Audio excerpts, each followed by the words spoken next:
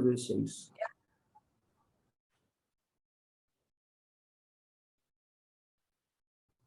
Está gravando agora.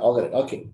Então, vamos começar de novo. Então, essa é uma aula para Psicologia Social da Universidade de Passo Fundo sobre cultura organizacional. Psicologia organizacional. Psicologia organizacional. Isso, psicologia organizacional. Então, se eu perguntar para vocês qual que são os elementos, quais são os ambientes, e é para vocês responderem mesmo, quais são os ambientes mais desafiadores que vocês percebem nesse planeta? O que vocês, quando eu faço essa pergunta para vocês, o que vocês me responderiam? Quais são os ambientes mais desafiadores do planeta? Que vocês, quando vem essa pergunta, do planeta. Os ambientes. Vocês imaginam que são ambientes muito desafiadores. Talvez atravessar uma geleira, vamos pensar assim, um alto mar, uma viagem espacial, uma floresta, um deserto, uma enchente, né? Se a gente falhar nisso, teremos sérios riscos de morte. Então, são ambientes extremamente desafiadores. A gente pensa nessa pergunta, talvez possa nos levar a isso. Os ambientes mais desafiadores do planeta, né, como essas geleiras, uma guerra, atravessar uma floresta, o deserto, mas quando a gente pensa, né, guardando as proporções, que 75% de todas as iniciativas organizacionais, e aí eu estou falando de um índice, de um número bastante alto, né? 75%, ou 3/4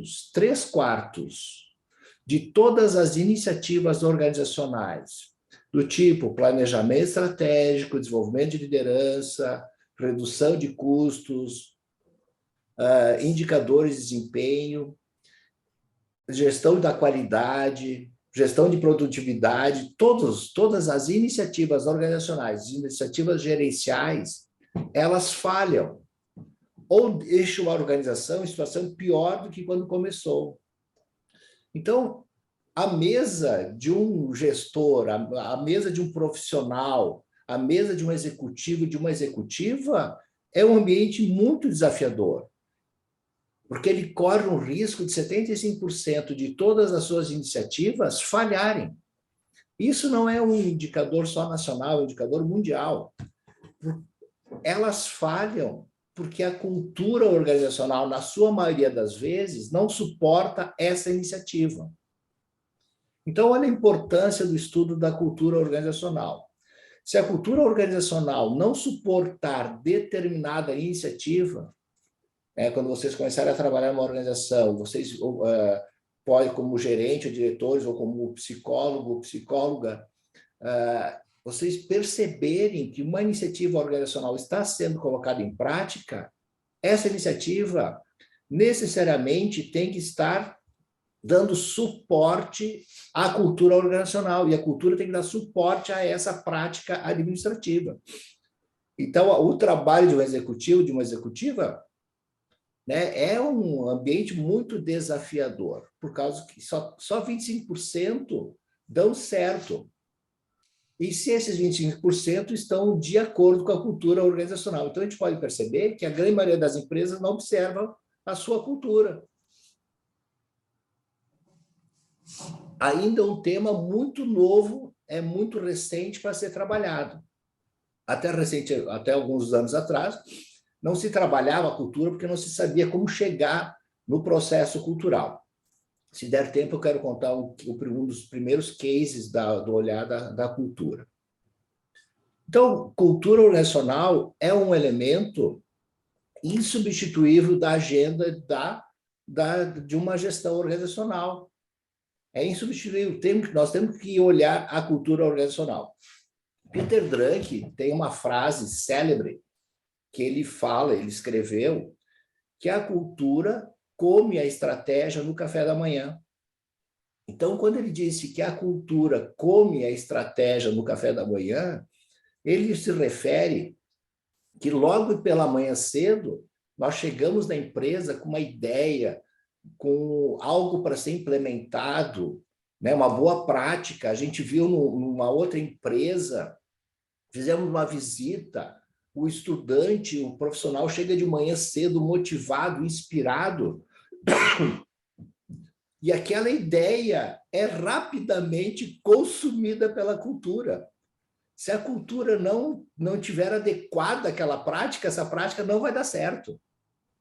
Talvez dê certo por 1 ano, 2 anos, mas depois acaba indo para uma gaveta, acaba indo para um quadro que ninguém mais dá bola para aquilo lá. Então, Peter Drucker fala isso, que é um dos grandes pensadores da área administrativa, que a cultura come a estratégia no café da manhã. Então, meus primeiros estudos na cultura era muito na questão administrativa, que antes de ter feito esse doutorado em psicologia, eu fiz um mestrado em administração que ajudou muito esse olhar sobre a cultura. Mas eu precisava entender algo mais profundo da cultura, como se movimenta. Então, a cultura organizacional, ela é um conjunto de regras, normas, valores, hábitos comportamentais que permeiam em toda a organização. Em toda a organização, a gente vê elementos comuns. A gente consegue ver elementos comuns em todos os departamentos, em todas as decisões, em todos os gestores. Então, esses elementos comuns que dão estabilidade estrutural para o grupo se chama cultura organizacional. Eu quero mostrar para vocês um pequeno vídeo, para a gente, é um vídeo do governo do Ceará, que ele mostra muito, é um desenho, mas ele é bastante significativo para a gente estudar a cultura organizacional. Deixa eu botar aqui.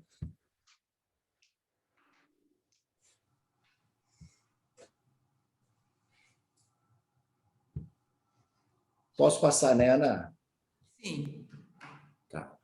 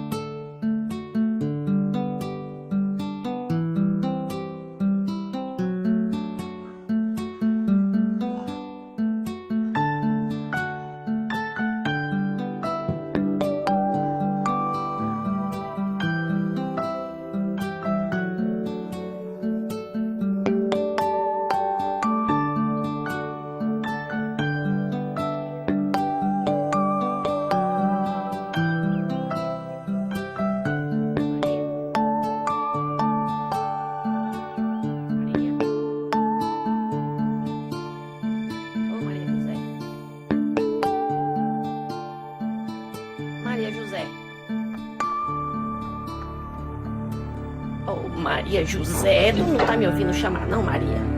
Tu não sabe que aqui não é lugar pra tu ficar agora?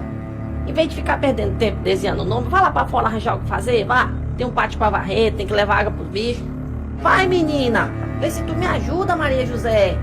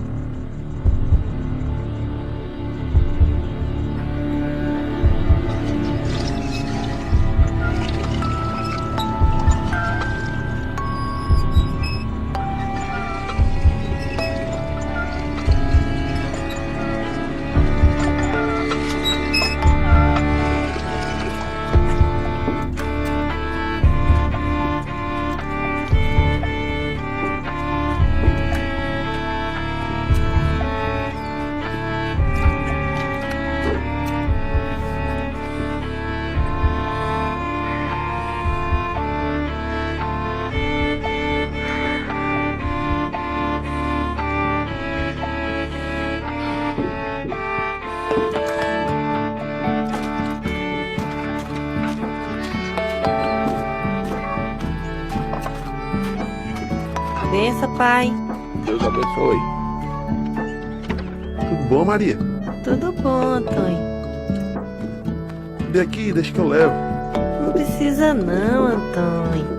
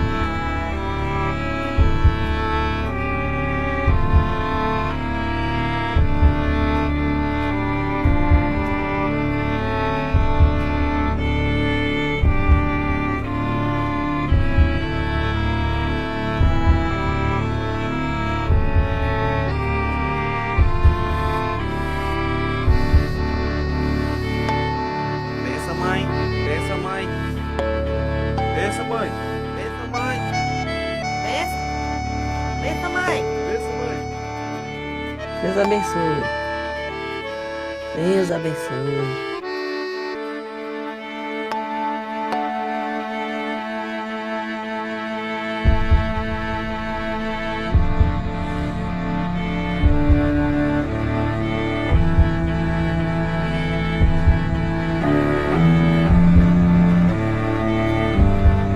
Lude. Ô, Lude.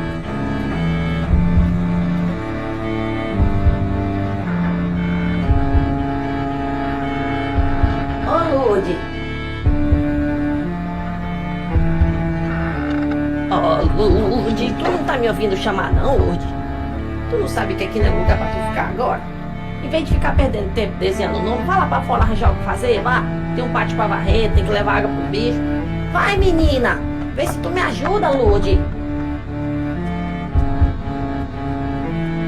Fica aí fazendo nada. Desenhando o nome.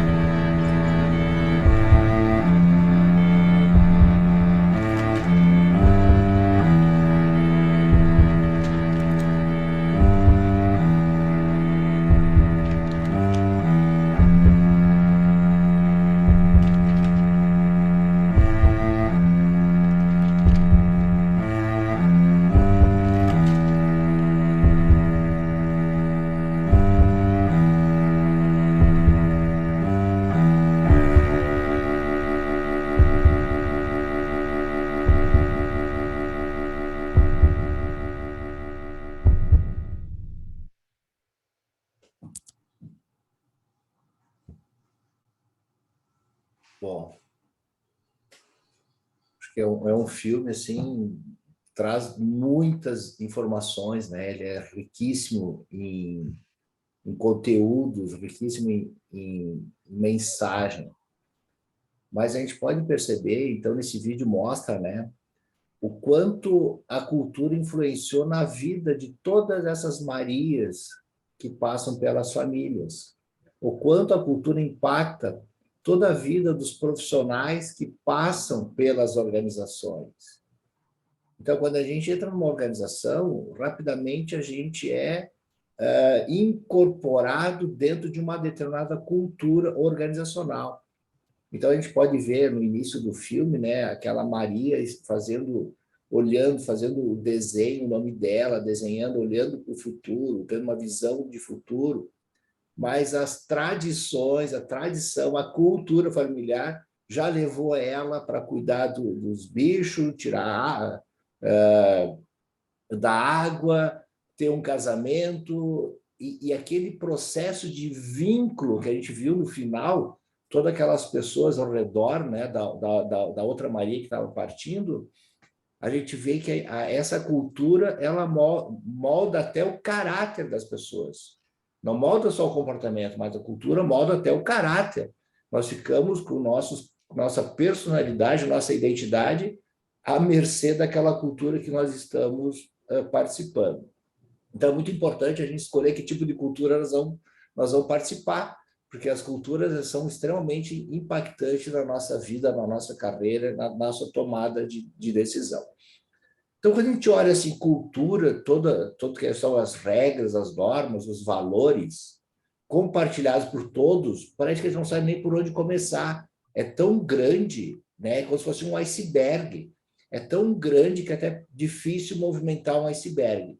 Mas se a gente repartir em determinados elementos, olhando agora a importância da psicologia na formação das culturas e na transformação cultural, eu vou dividir em 3 elementos o olhar para a cultura, que não são olhares administrativos, são olhares muito mais psicológicos do que o olhar administrativo, que também tem elementos administrativos importantes. Mas uma cultura, a gente pode relacionar com 3 grandes elementos. Bom, imagine, vamos olhar uma cultura de um aquário primeiro, para depois olhar uma cultura de uma organização. Se alguém tiver aquário em casa, né, vai talvez ficar mais coerente isso que eu vou estar falando desse exemplo. Um aquário em casa tem 3 elementos importantes. Nós temos ali os peixinhos individuais, né? Cada peixe traz a sua forma de ser. Temos a relação desses peixes que nós vamos colocar ali dentro, né? Talvez vai ter vários peixes, ou ter uma relação entre eles, que conforme a relação vai gerar uma determinada cultura no aquário. E temos todo o entorno, que é a água, o aquário, a estrutura do aquário, os elementos que nós colocamos dentro do aquário. As pedras, os brinquedinhos, né, e tudo mais dentro do aquário. Esses 3 elementos, no final, vão formar uma cultura desse aquário. Então, a cultura do aquário depende da vida interna de cada peixe. Se nós tivermos ali peixes dóceis, é um tipo de aquário. Se tivermos peixes agressivos, é outro tipo de aquário, é outro tipo de cultura. Então, aqueles peixes, ao longo do tempo, vão criar uma determinada cultura nesse aquário. Também tem o tipo de relação desses peixes. São relações amigáveis, são relações agressivas, são relações de ajuda, de companheirismo ou de afastamento. E o terceiro elemento, também muito importante, é a temperatura da água. Se nós elevarmos a temperatura da água, nós podemos ter tanta tensão, tanta agitação dos peixes, que eles poderão até morrer pela temperatura da água. Também temos a qualidade da água, a pureza da água. Imagina se esses peixinhos adoecerem, a gente leva para um médico, um veterinário de peixe, e aí quando ele fica são, né, no hospital do peixe, quando volta nós colocamos esse peixe dentro de uma água uma água contaminada, ele vai voltar a adoecer. Então, não basta só ter o peixe saudável, nós temos que ter uma água saudável, uma temperatura de água saudável, uma luminosidade saudável. Então, imagine tudo isso numa organização. É a mesma coisa, tem a mesma relação.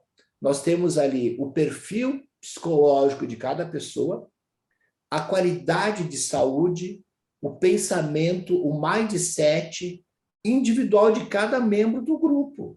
Cada membro do grupo, ao longo do tempo, vai interferir na cultura organizacional. Então, nós precisamos começar na pessoa. Quem são as pessoas dentro dessa cultura? Quem são as Marias, por exemplo? Quem são as Marias? Qual o seu sonho? Qual o seu desejo? O que ela gostaria de fazer? Esse pensamento consciente sobre as pessoas é o primeiro elemento para entender a cultura organizacional. Qual que é o perfil psicológico das pessoas, né? O que elas pensam, para onde elas querem ir, seus sonhos, seus desejos. Como é que é a pessoa? O primeiro estudo é a pessoa. Depois, numa cultura organizacional, interfere no tipo de relação entre elas. Se são relações de ajuda, de segurança psicológica, existe um sentimento de pertencimento ou não, existe abertura na comunicação, respeito. Como é que é a relação das pessoas? Eles estão próximos, estão distantes. Só o posicionamento das mesas já ajuda muito na relação. Se as pessoas estão distantes, estão dentro de um cubículo, trabalhando que não se enxergam, não se veem, não se olham, existe pouca coesão grupal. E coesão grupal é o fator chave para uma cultura forte. Se nós tivermos alta coesão grupal, não significa estar próximo pessoalmente. Se nós tivermos alta coesão grupal, nós podemos até estar próximo, distante, em termos físicos, mas nós estamos próximos emocionalmente. Então, o elemento a proximidade é outro elemento extremamente importante no estudo da cultura organizacional. E o terceiro elemento, que talvez é o mais observado, né, nas organizações, e que é extremamente importante, mas é o que as pessoas conseguem mais fácil, é observar a estrutura da organização, que são as regras, são as normas, são os sistemas, são a métrica, a estratégia. Então, esses três elementos, no final, dá uma estrutura, dá uma água, para um aquário organizacional. As organizações estão dentro de um aquário organizacional. Então, a gente pode perceber que a importância do estudo da psicologia é em todos esses elementos. Nós podemos estar olhando a vida individual de cada pessoa, entendendo a vida delas, né, as suas dores, os seus sonhos, seus desejos, as suas limitações, porque as organizações, como eu falei, 75% de todas as iniciativas organizacionais falham ou deixam a organização em situação pior, não porque as pessoas não queiram fazer certo, não porque as pessoas, os gestores, diretores, os executivos chegam na empresa querendo que dê errado, ao contrário. A grande maioria de todos os profissionais, mas a grande maioria querem que a coisa funcione. A gente sai de manhã, um aluno sai de manhã querendo aprender, um executivo sai de manhã querendo aprender, ou querendo fazer um bom trabalho. Mas não sabe como fazer isso. O desejo, não basta só ter desejo, precisa saber como fazer esse processo. Esse como fazer esse processo é o que impede que a maioria das organizações cheguem em indicadores melhores nas suas iniciativas organizacionais. Então, esse estudo da cultura, ele ajuda a ter esse entendimento nessa junção desses três elementos, no eu, no nós e no todo. E aí fica muito mais fácil fazer um trabalho de transformação cultural quando a gente observa todos esses elementos. Eu escrevi o ano passado publiquei um livro com um olhar exatamente nesse aspecto, que o nome do livro é Núcleo Cultural. Eu estava estudando, né, no meu processo de doutorado, uma pesquisa E eu encontrei numa frase do Jung, que eu não sei se vocês estudam o Jung na universidade, se já estudaram, que ele falava, que ele escreveu nesse livro, né, que a maior influência psíquica do ambiente circundante nas famílias é a vida não vivida dos pais. Então, a vida não vivida dos pais é a maior influência psíquica nas famílias. Então, aquele sonho, aquele desejo, aquela vontade que foi reprimida, que ele não pôde fazer, que eles não puderam fazer, nem o pai nem a mãe, ficou aquele material na sua sombra psicológica, no seu inconsciente. E esse inconsciente que acaba tendo a maior influência psíquica nas famílias.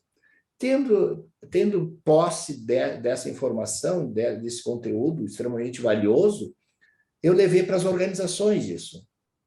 E criei uma hipótese.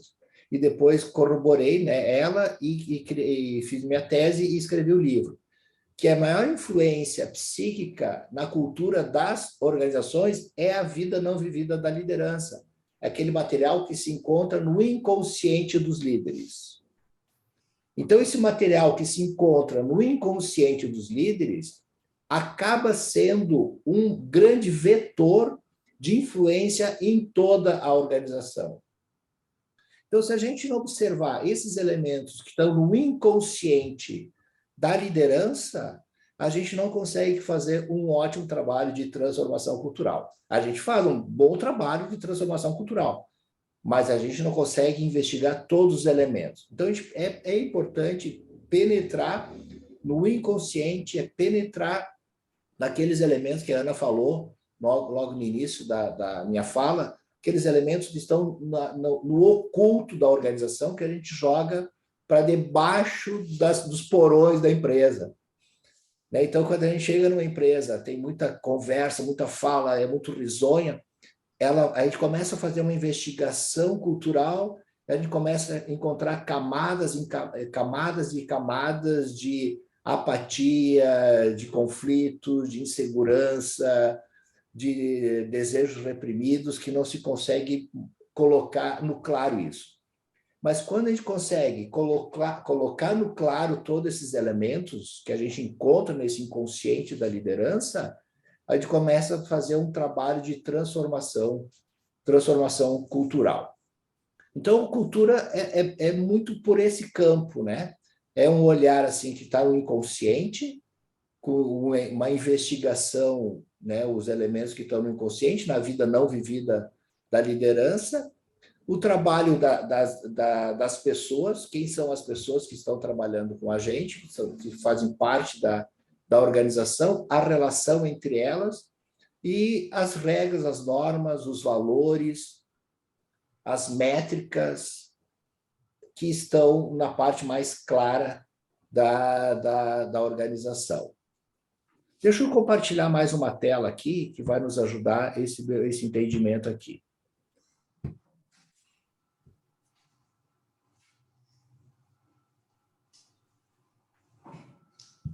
A McKinsey, ela fez uma pesquisa, né, em 2017, é uma pesquisa global sobre os 5 maiores desafios das organizações durante uma transformação. Então, aqui a gente pode ver, né, quais são os maiores desafios que as organizações têm no desenvolvimento desses desafios. Então, nós temos aqui um desafio deles é estabelecer uma visão e um plano de ação claro. Então, a visão, saber para onde a organização está indo, qual que é as ações, os planos. Isso é 16% dos desafios de um trabalho de transformação organizacional. Recursos insuficientes, não ter dinheiro, não ter material, não tem financiamento, é 13%. Superar os gargalos tecnológicos também está em 13%, 13,5%. Né? A gente vê que a evolução da tecnologia ela é galopante, a tecnologia está evoluindo de forma exponencial. Mas, mesmo assim, não é um dos grandes problemas das organizações. Mas onde se começa a ter maior desafio, ser mais desafio? Encontrar líderes capazes e competentes e profissionais capazes e competentes. Então, aí nós já estamos falando de 20% dos desafios das organizações no processo de transformação organizacional. Mas a gente enxerga que o maior desafio, né, é transformar a cultura e as formas de trabalhar, que aí é 36%, quase 40%, e em algumas organizações até 80%, 90% é a mudança da cultura organizacional. Então, esse gráfico, né, que é dito por uma grande consultoria, a McKinsey, que fez um estudo global, que trabalhar a cultura e as formas de trabalhar é o maior desafio. Por que é desafiante? Porque ele é muito complexo, né? É muito complexo, precisa ter esse olhar sensível, esse olhar bastante acadêmico e bastante estrutural para fazer um trabalho de mudança da cultura. Não é só o desejo, hoje nós vamos mudar a nossa cultura. Não, precisa ter uma estrutura mais adequada para mudar a cultura, dentro dessa forma que eu falei para vocês. Então, a cultura organizacional, ela tem esses 3 elementos, né? É pessoas, relações e a estrutura. E aí nós vemos, né? Se eu quiser fazer um trabalho de transformação cultural, eu preciso estar investigando, né, quem são as pessoas que estão ali dentro, as suas relações e toda a estrutura estrutural. E o Edgar Schein, que é um dos grandes pensadores, né, que gerou esse olhar estrutural da cultura, ele traz em 3 aspectos também, né, de uma outra forma, mas ela junta com a forma que eu falei para vocês, que é olhando como se fosse um iceberg o processo cultural. Que nós temos na parte mais de cima da cultura, coisa que a gente consegue enxergar, que o Edgar Schein chama de artefatos. Tem uma parte mais intermediária, que são as regras, normas, estratégia, filosofia, e tem uma parte mais abaixo, que ele chama de disposições básicas. Então, uma cultura, a gente consegue observar apenas os artefatos, visivelmente. O que são os artefatos que o Edgar Schein fala? Os artefatos culturais são todas aquelas coisas que a gente consegue ver.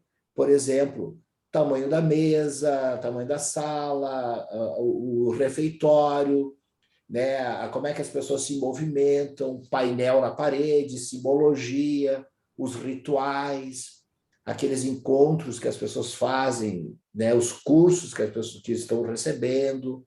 Então, os artefatos é uma construção da cultura. Então, a gente consegue enxergar os artefatos. As reações emocionais, se a gente berra, se a gente grita na empresa, isso é processo cultural. Se a gente se relaciona com afeto, com carinho, né, com respeito, é um artefato cultural.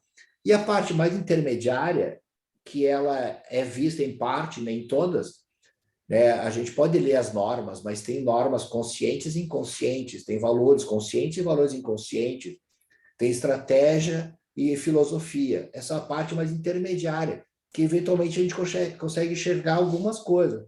Então, algumas normas são dadas de forma assim legal pela empresa, mas tem formas que são vindas e são criadas a partir das relações ao longo do tempo. Tem aquelas normas que todo mundo sabe que tem, mas não está escrito em lugar nenhum. Mas existem aquelas normas. Às vezes chegar no horário, sair mais tarde do horário, às vezes tem norma na empresa que não pode sair às 6 horas, tem que sair às 8, às 9, às 10 horas. É uma norma que ocorre na empresa, mas não foi escrito, não está em nenhum documento. E embaixo tem as posições básicas, que são elementos bastante invisíveis, né, que são os hábitos, os desejos, sonhos, as emoções, os sentimentos que não se leva, não se enxerga isso, mas estão fazendo parte da construção da cultura organizacional. E aí eu tenho um outro olhar para ver isso, né, que é o jeito que eu trabalho, que a minha consultoria trabalha, que eu trabalho esses elementos do Chai, mas eu trabalho os elementos inconscientes do grupo. E aí eu construí esse conceito do núcleo cultural, que é a essência, o centro de direção, organizador e direcionador da cultura total, que tem elementos conscientes e inconscientes que permeiam todo o espaço organizacional. Então, a partir desse núcleo, é como se fosse uma semente de uma árvore.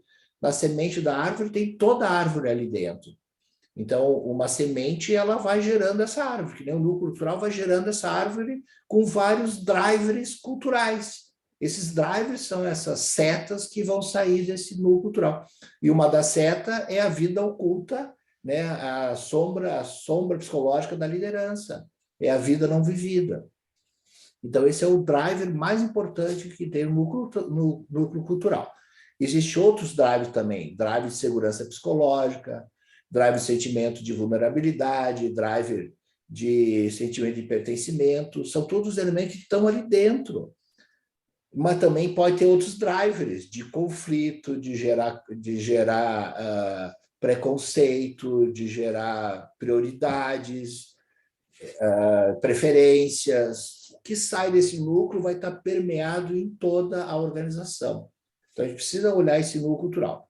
Os outros elementos, né, mais racionais, digamos assim, eles estão no meio da cultura. E quando eu estabeleço a estratégia do negócio, os valores, as regras, as normas, eles estão nesse elemento segundo, porque eles são os elementos racionais que eu coloco, que eu penso em colocar eles ali. Eu escolho qual é que é a minha core competência, em que eu vou competir no mercado, né? E a estratégia, como é que eu quero me posicionar no mercado. O conceito da estratégia é isso. É o jeito que eu quero me posicionar no mercado, e o core cultural é minhas habilidades que eu faço muito bem. Então, imagine um padeiro. Às vezes o padeiro é um bom padeiro, ele sabe fazer um bom pão, e ele escolhe o local porque ele sabe fazer bom pão. Então, ele tem uma core de fazer um bom pão. Mas tem pessoas, tem executivos, né, tem empreendedores que não sabem fazer pão, mas vê que ali é um bom lugar para botar uma padaria. Então, ele coloca uma padaria, mas não tem essa core, mas ele tem uma estratégia, né? A estratégia dele é interessante, porque ali é um lugar bacana de colocar uma padaria. Então, quando esses dois elementos, o posicionamento, e eu tenho o core também, aí é um gol de placa, né? Porque eu tenho a estratégia, eu tenho um bom posicionamento e tenho uma core bacana, uma core importante, que ela atende o mercado. Esses dois elementos têm a mesma força. Se eu não tenho um, eu tenho outro, mas eu tenho que juntar, eu tenho que ter uma boa estratégia e um bom core. Ao longo do tempo, eu tenho que desenvolver. Se eu não sei fazer pão, vou ter que aprender a fazer pão, eu tenho que ter uma equipe que saiba fazer um bom pão. E se eu só sei fazer pão e não sei ter uma estratégia, eu vou ter que aprender a fazer estratégia, senão eu vou quebrar. Não basta só saber fazer pão, eu preciso saber onde colocar um posicionamento com esse pão, entender o mercado. Então, esses dois elementos são chaves na construção de uma cultura forte e uma cultura coerente. A gente chama que as culturas são coerentes quando eles têm alinhamento, que eles são convergentes entre o núcleo cultural, a estratégia, o core e os artefatos. Então, nós temos que começar a construir os artefatos coerentes a essa estrutura da cultura organizacional. Então, as culturas são fortes. A gente ouve falar muito assim, aquela cultura, aquela empresa é forte. Ela é forte porque ela é coerente. Ela é convergente. Ela conversa entre esses elementos. E a grande maioria das organizações não sabe fazer isso aqui, conversar. Não está alinhado, está desalinhado. Então, a função, né, de um profissional é alinhar esses elementos. Alinhar os elementos estão nesse núcleo cultural, alinhar os elementos da estratégia do negócio, alinhar com a core competência e colocar os artefatos. O que são os artefatos? É o planejamento, eu começo a planejar a situação, os indicadores, o mercado que eu quero atingir, o desenvolvimento da liderança, o desenvolvimento dos grupos, o desenvolvimento das pessoas, as métricas, metas, objetivos, os planos, os artefatos que eu vou construindo para dar suporte a esse a essa cultura. Então, se nós quisermos, né, desenvolver uma empresa, uma cultura de inovação, a inovação não pode começar simplesmente pelos artefatos, né, dizendo assim, hoje nós somos uma empresa de inovação. Vamos criar grupos de inovação. E aí começa a criar os grupos, os squads de inovação. Agora, se eu criar os grupos de inovação e não observar essa cultura, a chance de dar errado é gigantesca, ela é muito grande. Então, eu preciso criar essa estrutura de inovação, esses squads, mas eu preciso desenvolver um core organizacional, fazer com que as pessoas trabalhem bem em grupos, criar uma coesão grupal. Se não tiver uma coesão grupal, não vai dar certo esses squads, esses grupos de melhoria contínua ao longo do tempo. E também precisamos ter qual é a estratégia, tá? Você tem que mudar a estratégia. Então, a gente vê que o estudo da cultura organizacional não é um aspecto, mas é olhar o todo, é ter uma capacidade, né? Ter um olhar cognitivo, um olhar emocional que eu consiga enxergar o todo da organização. Então, esse é o estudo da cultura organizacional. Então, cultura é algo estável, né, compartilhado, que define o grupo todo. Então, se você não conseguir pegar todas as definições, né, de cultura, uma definição que define tudo é o jeito da empresa funcionar. Como é que a empresa funciona? Essa é a cultura. É algo estável, algo compartilhado que define o grupo. A gente vê que define o grupo em todos os setores, em todos os departamentos, em todas as unidades de negócio, é algo que compartilha. E o que às vezes as pessoas, os grupos compartilham? São alguns elementos, né? Tem algumas culturas bastante saudáveis, né? Que às vezes é respeito, é dignidade, é cuidado, é inovação, é custos. Às vezes todo mundo está preocupado com custos, todos, do presidente ao porteiro. Às vezes todo mundo está preocupado com inovação, do presidente ao porteiro. Opa, essas coisas está todo mundo preocupado, todo mundo atento às mesmas dores, é a cultura organizacional. E todo o resto vai entrar dentro dessa cultura. Porque isso é muito forte, isso define a organização. E às vezes tem uma crise, né? Tem uma crise financeira, aquela crise financeira sempre vai acabar dentro da cultura. Por que eu estou dizendo isso? Antes da pandemia, algumas empresas, né, buscando inovação, buscando o desenvolvimento das pessoas, das equipes, veio a pandemia, reduziu o dinheiro, para tudo, e volta para o jeitinho que ela era. Então, quando volta para o jeitinho como ela era, dá um sinal para essa nossa cultura. Então, antes de entrar nesse programa de inovação, desenvolvimento de pessoas e equipe, vamos trabalhar esse nosso jeito. Porque senão qualquer outra crise vai trazer nós de novo para um lugar que é estável, que é compartilhado, que define o grupo. Por isso que 75% de todas as iniciativas organizacionais, elas falham por conta disso. Porque elas falham porque está mudando essa estabilidade, e a organização, ela quer algo estável, mas não que ela não deva mudar, ela deve mudar, se precisa mudar, mas eu preciso ter os gatilhos certos para criar um elemento instável e fortificar para depois fazer uma transição para uma nova cultura. Então, quero só trazer o último case antes de nós concluirmos a palestra, nessa minha fala, sobre esse case, essa joint venture da GM e Toyota, que aconteceu em 82. Né, em 1982, a GM era líder de mercado de automóveis, e a Toyota ainda não tinha entrado no mercado americano. Então, a GM ela era poderosa, era gigantesca, e estava com um problema numa fábrica da Califórnia, que a GM, nessa época, tinha uma fábrica na Califórnia. E sabia que a Toyota tinha um sistema de qualidade, né, um sistema que funcionava lá no Japão. E aí a GM chegou lá para a Toyota e perguntou se a Toyota queria fazer uma joint venture produzindo carros nos Estados Unidos.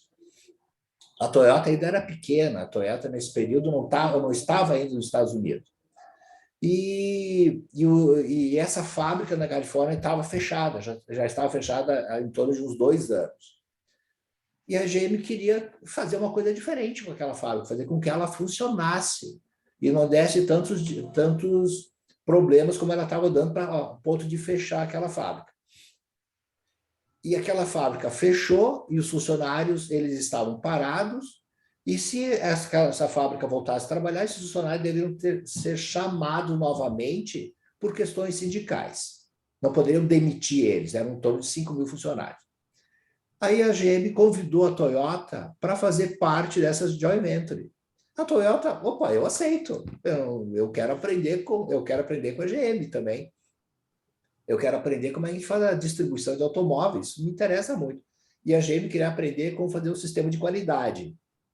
Aí a Toyota ensinava a GM a produzir aquele sistema de qualidade e a GM ensinava a Toyota como fazer uma distribuição de automóveis, né, um sistema de logística, um sistema mundial assim, das revendas mundiais.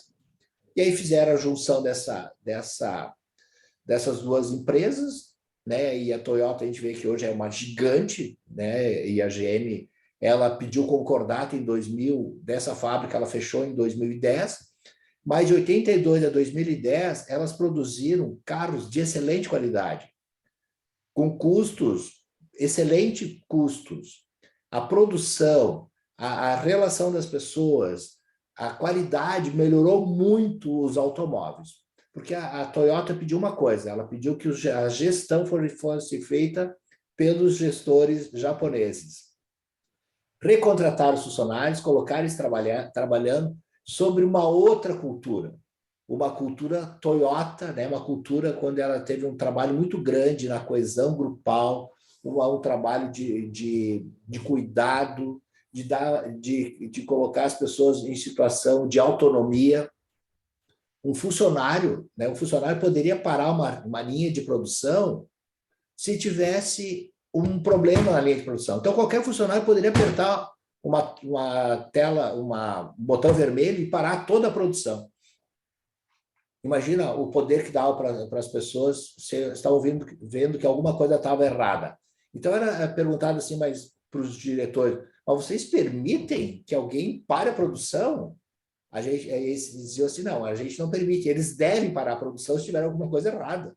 Então, tem alguma coisa errada, a gente analisa, a gente investiga e continua. Não vão fazer nada que não esteja correto. Então, eles implementaram, além deste modelo de qualidade que funciona, ele é incrível, mas também eles precisavam mudar a cultura. Então, talvez aqui tenha sido um dos grandes trabalhos de transformação cultural, né, que viu que não basta só implementar um sistema de desenvolvimento, um sistema de qualidade, um planejamento estratégico, uma redução de custos, se a gente não observar os elementos que estão dentro dessa cultura organizacional. Então, eu também, se quiserem, né, eu tenho o meu livro que eu escrevi sobre todos esses cases, né, toda essa minha fala, eu tenho esse meu livro que se chama Núcleo Cultural. Bom, aí eu fico à disposição para dúvidas, perguntas que o grupo possa ter, ou que a Ana gostaria de fazer alguma consideração. Roberto, sabe que uma coisa que fica assim da tua fala, e ela realmente assim faz muito sentido, da questão desse desafio grande que é a transformação e a questão da cultura, justamente por questões inconscientes que se tem, né? Mas de um papel também fundamental desses líderes e dessa liderança nisso, né? Que é o tema da nossa próxima aula, né? Já introduzi essa questão da liderança, então fazendo o link disto, né? Do papel desse líder e o quanto que ele precisa ser capaz e competente para isso, né? E é uma influência direta. né? A questão dos líderes, da liderança nisso. Isso mesmo. Concordo. A liderança é o maior responsável, né? Pela sua transformação e pela implementação da cultura vigente na organização. Então, a próxima aula é extremamente importante mesmo, né?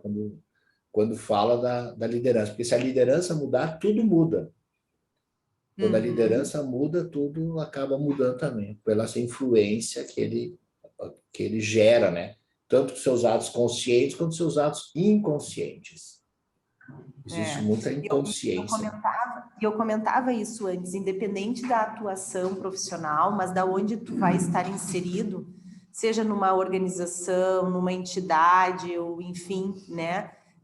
A importância, né, dessa liderança, e aí a gente está vendo, né, o quanto que impacta na cultura estar engajada e comprometida com, seja um projeto novo, seja um programa, uma ideia, né, para que realmente isso venha a acontecer e tenha sucesso, porque aquele dado que tu traz lá do início de 75% é altíssimo, né? Altíssimo.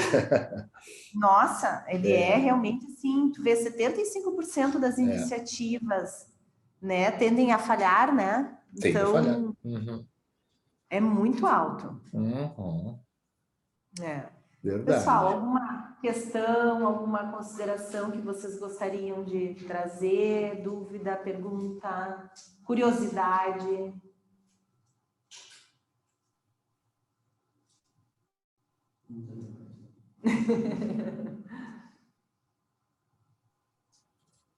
O que despertou assim para vocês? Eu achei bem interessante, principalmente a parte tipo, do inconsciente. Eu acho que a gente pega e vê muito em aula a questão clínica das pessoas, mas a gente às vezes pensa que a organização está separada da questão inconsciente e outras coisas que a gente vê. Mas, na verdade, conseguir associar essas duas coisas é muito interessante para facilitar também algumas coisas. Ótimo. Pode? Primeiro agradecer, maravilhoso, gostei, adorei, vou comprar o livro com certeza. Dizer que o trabalho desse tipo é mais endógeno, né? Porque ele é de dentro para fora, quando ele considera as pessoas que fazem parte. Normalmente, a coisa é feita mais de fora para dentro, não de dentro para fora, né? Eu gostaria de perguntar como é que funciona num mercado mais fluido, porque é um trabalho mais profundo e talvez que demande mais tempo do consultor, de quem esteja fazendo esse trabalho, guardadas essas premissas. Como é que funciona assim, no mercado de trabalho que quer resultado e tal, para poder fazer esse tipo de trabalho, assim, considerando os 3 elementos, enfim? Em primeiro lugar, tem que fazer um diagnóstico da organização. Esse diagnóstico, a gente investiga assim, os elementos, esses 3 elementos, os elementos das pessoas, quem são as pessoas, como é que elas estão ali, estão se sentindo motivadas, inspiradas, a sua capacidade, né, as suas competências. Então, tem que ter um olhar, o perfil psicológico de cada pessoa, como é que são as relações entre elas, e as regras, normas, os valores, o que funciona, o que não funciona na organização. Então, quando a gente junta todos esses 3 elementos, existe ali um plano de ação. E esse plano de ação, ele é demorado, ele não é uma coisa que vai acontecer num encontro, numa semana, num mês. É um novo músculo, né, que a organização vai estar desenvolvendo. Então, eles percebem, as empresas que desejam, né? Quem acha que isso é importante, nem todas acham que isso é importante, elas continuam entrando, olhando as melhores práticas, mas não olham os seus princípios, então tem uma distinção. Mas as empresas que eu percebo que são gestores maduros, que estão querendo essa mudança real, eles fazem trabalhos de 1 ano, né? Um mínimo 1 ano, mas não é todo dia, é uma coisa, encontros que a gente vai fazendo que vai sensibilizando para esse novo trabalho cultural. Porque a mudança cultural, ela precisa ter consistência. Consistência, essa é a chave do trabalho da transformação cultural. E é aquela consistência, com encontros assim, individuais, encontros no grupo, encontros subgrupo, para fazer uma incorporação em toda a organização. E o trabalho de incorporação em toda a organização começa com a liderança, passa pelas equipes e passa pelas pessoas. Então, eu não vejo que é um trabalho simples para se fazer, que as pessoas vão aceitar, opa, vamos lá, porque a coisa eu acho que vocês falaram, né? Você falou que é muito mais, eles querem coisas mais rápidas, né? A grande maioria das empresas quer coisas rápidas, mas coisa rápida não vai fazer um trabalho de transformação cultural. Precisa ter mas não precisa ser levado por um consultor, pode ser um departamento interno, pode ser uma nova estrutura interna, que tem ali mecanismo para fazer esse trabalho de transformação cultural. Às vezes até a própria empresa tem esse recurso, mas agora tem que ter alguém responsável, com poder de decisão para fazer esse trabalho de transformação cultural. Mas é um mercadão, né? É um mercado infinito, porque ela exige muito desse profissional, desse olhar, e quanto mais um olhar que nós tenhamos assim desses elementos, vai nos ajudar muito a fazer esse trabalho de transformação cultural. Né? Quanto mais a gente tiver conhecimento desses elementos, mais fácil. Não, e ele é tão... essa questão de olhar como músculo, né? É muito, muito legal. E quando a gente pensa na questão de que realmente é um trabalho a longo prazo, né, Roberto? Porque a gente está falando de pessoas, de comportamento, e aí a pessoa como aquele ser, né, com todas as suas questões internas, conscientes e inconscientes. Então, se a gente for olhar por esse lado, é impossível fazer a curto prazo, né? Então, nem tomando anabolizante, digamos. Aí não vai dar certo, vai ter consequências, né? Se a gente vai pensar na questão do músculo, ele precisa de um tempo de maturação. Sim. Né? Uhum. Tem naquele livro Imunidade à Mudança, Robert Kaplan. É um livro incrível sobre mudança organizacional. Então, ele traz um conceito bastante importante, imunidade, que as organizações têm imunidade à mudança, elas resistem a qualquer mudança.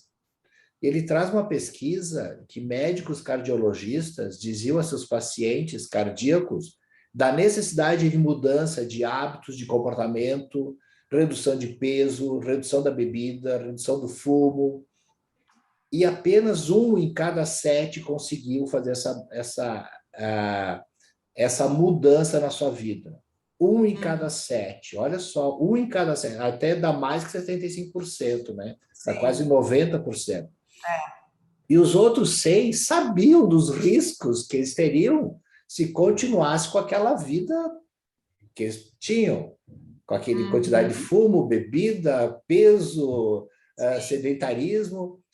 E não é que eles não queriam mudar, eles não sabiam como fazer essa mudança. Então, no momento que tu sabe como fazer essa mudança, quando tu consegue olhar todos os seus elementos internos, suas forças, porque o inconsciente não movimenta só o outro, o consciente movimenta a gente, né? É a nossa sombra psicológica que está no controle também da situação. Então, se eu não investigar essa sombra interna e externa, a gente não consegue fazer essa mudança, que é o risco de morte, né? Imagina uma organização que não tem esse risco. Mesmo na vida, pessoal, a gente tem dificuldade de fazer essas transformações. A gente vê por nós, né? A mudança de hábito, como é difícil. E logo no começo a gente vai para uma academia, reduz o peso, mas depois, se não tiver uma boa sensibilização, a gente faz um efeito sanfona, a gente vai e volta, vai e volta. E quando volta mais gordo do que era antes. Essa é a estatística. Sim. Mas tá ótimo, Roberto. Tá bom. Te agradecemos, tá? Muito obrigada. Foi excelente, né? Sempre aprendo contigo, tenho certeza de que todos aqui puderam curtir, né? E aproveitar esse momento e todo o teu conhecimento na área. Muito obrigada, tá? Depois voltamos a conversar. Muito obrigado. Tá bom. Tchau, então. Depois tem o teu contato que eu já passei para a galera aí, a tua Ótimo. plataforma, tá bom? Tá bom, tchau. Boa sorte, sucesso para vocês todos. E todas. Obrigada, Roberto. Tchau, tchau.